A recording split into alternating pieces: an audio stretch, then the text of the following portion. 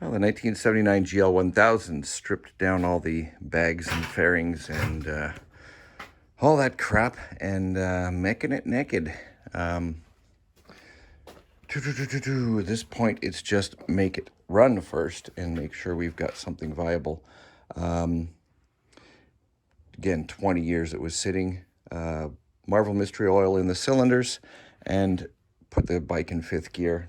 After letting it sit for about 3 or 4 hours, pull the spark plugs out and then turn the engine slowly with the rear wheel in order to get the engine freed up. It wasn't really stuck actually, but the Marvel Mystery Oil will, hasn't been lubrication in those cylinders for 20 years. So yeah, you don't really want to run dry piston rings up and down inside the cylinders.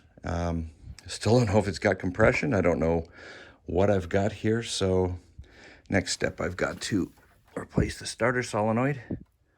That's toasty. I've got a new one over there. And pull out the gas tank because, wow, that stunk in there. That was, thank God there was no ethanol 20 years ago. Crud. Pure nastiness in there. So I'm going to be pulling that out, and to do that I have to remove the rear wheel, and I believe the tank can come out once the rear wheel's on. I've also taken the exhaust off. That was, it's down there. It's pretty much toast. Not that I was going to keep it anyway. Yeah, rear wheel's coming off, and then we'll pull that gas tank out, hopefully. I think that's how it comes out. Probably have to remove the rear fender too, but not really a big deal. That doesn't really matter. Back in a while with some updates. And I also tore off this vinyl covering on the glove box here. I'm not sure what I'm doing with this because I'm not using the original gauges. I am thinking I'm going to mount it, except for the tack is a cable drive. That's a problem. Unless I can just block it off. The cable comes in, where is it? Down here by the fuel pump. There's a cable drive that goes up to the tachometer and spins the tack. But I might turn it into an electronic tack and mount a single tack speedo right here in the middle. No gauges left whatsoever. Not sure what I'm doing at the moment anyway. Yeah, just a progress report, a little bit of an update. Thanks. 1979 Honda GL1000 or Goldwing. I'm removing the fuel tank. Didn't find a lot of help on this on the net, oddly enough, but just winged it, and it appears rear wheel you have to take off, rear fender and inner fender. Wow, if you've got a full dressed bike and all the bags are on, good luck. This isn't fun. And then I believe I'm going to have to take the petcock off because I don't think it's going to get past the frame there. And you can see it. The problem with the fuel tank is that it bulges out here past the frame. So it's going to have to come out this way, hopefully. And obviously disconnect your fuel line. But I think that's it. I've got the fuel tank sender. Well, I'm just going to leave that there for now. And then one bolt here, and I believe, I don't know if these two seat bolts hold it in or not. There must be something else somewhere. Up near the gas cap, filler cap? No.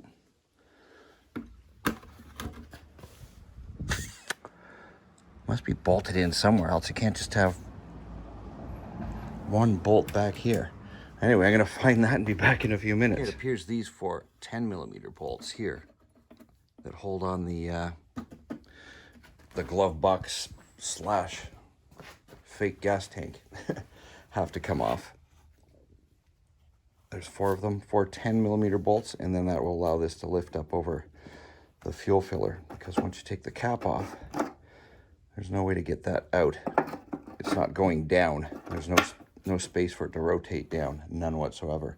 So that this does have to be loosened. I don't think you have to pull it all the way off, but just take the bolts out so you can lift it up and get the tank out from under. And you do have to remove the petcock because it's not getting past the frame. I did see someone say you have to remove the swing arm. I don't think so. It doesn't look like it, but we'll find out. Obviously unplug your fuel sender on the top. The wires to the fuel sender, I've already got that done. I'm going to take the petcock off and these 4 bolts out and back in a sec. Okay, it appears with those 4 bolts out, this is going to be able to lift up high enough. This seat mounting hoop, don't know, but they're 12 mils. I'm going to take them out anyway. 2 bolts, it's not going to ruin my day taking 2 bolts out.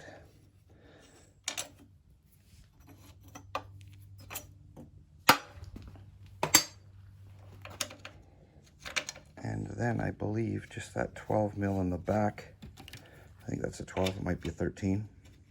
Let's find out right now. And then it sits on, there's 2 rubber pads underneath the tank. Can you see them? I don't know, hold on. Let's see if you can see them. Oh, right back there. The tank is sitting on 2 rubber pads. Ugh, hard to see. Anyway, it's just sitting on a frame cross member back there.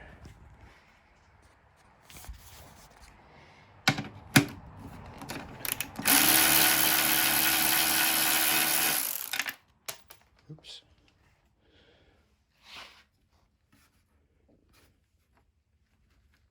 No, apparently I'm missing something. Good God, what else could be needing to be unhooked? It's not moving at all.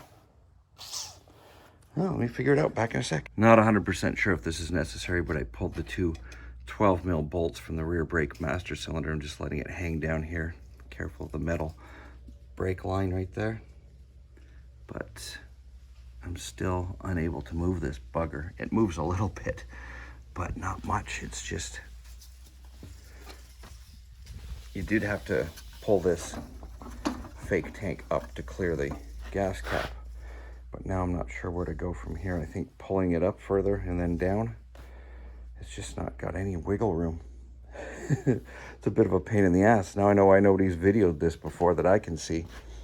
I'm hoping I don't have to unhook all the electronics there to get that past, or pull those plugs up through. Because there's no room to pull those up either. Man, what a pain. Anyway. Okay, I believe I found it where it was sticking. I just used a screwdriver and bent down the tab that hooks up from the bottom of the gas tank, and it bolts on through here. It's kind of, if you can see under there, there's kind of a lip on this that it was kind of catching on. So it looks like I can now pull this down, rotate it up, down, and out. Fingers crossed again. Okay, also to make some more room, I pulled the overflow bottle. It just was pinching in here. The reservoir overflow that goes down along the side of the tank, and also the fuel filler overflow, which is in a little hole in the bottom that drains in case you spill fuel in there, because that goes down in that little slot beside the gas tank and pinches it in. And I think I'm pretty close now. It's just gonna be a matter of wiggling it back. And this lip on the top, this top seam, taking a screwdriver and gently prying down on the tab and back seems to help out an awful lot. Oh, here we come. And we have fuel tank. Okay, this is coming out. Beautiful. And that would be it. This is just gonna slide out this way. I just don't want to do it with one hand and drop it. But we are free.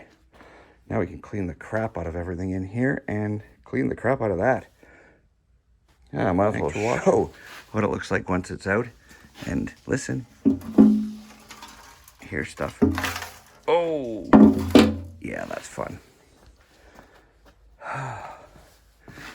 Well, that was a fun time, wasn't it? Anyway, thank you very much for watching.